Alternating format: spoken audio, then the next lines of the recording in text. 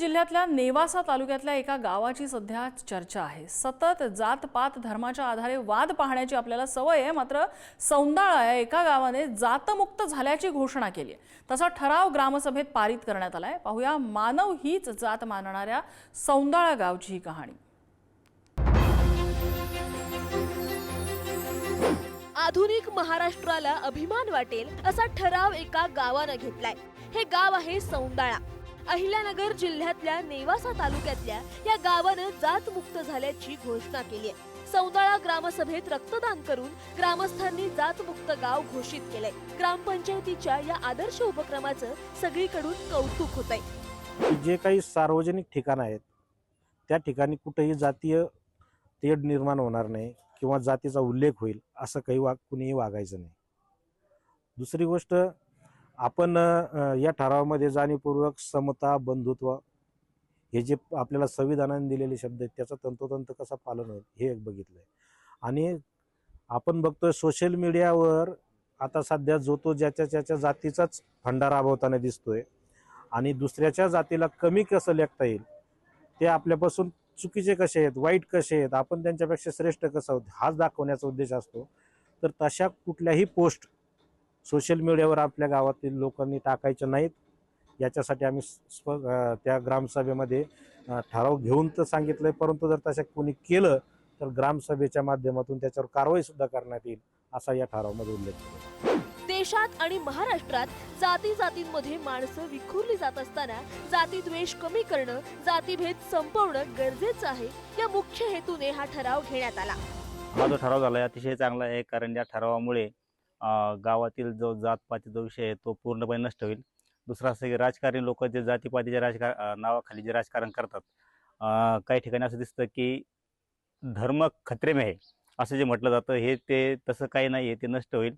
शिवाय जातपात जर नष्ट झाली तर गावात सर्व लोकांचं रक्त हे लालच आहे आणि मानवता ही एकच जात आहे, त्यामुळे जातपात हा काही विषय नाही आहे।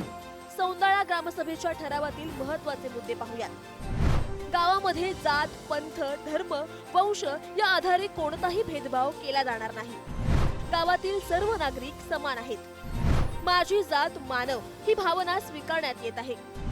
शासकीय, सामाजिक, धार्मिक कार्यक्रमात जातीभेद पूर्णपणे बंद राहील।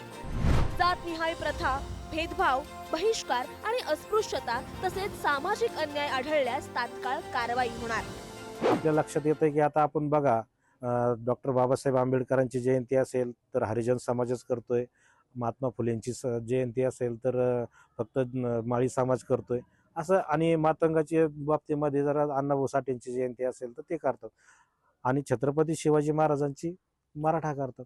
म्हणजे ह्या समाजसुधारकांनी यांनी सगळ्या समाजासाठी यांचं योगदान आहे।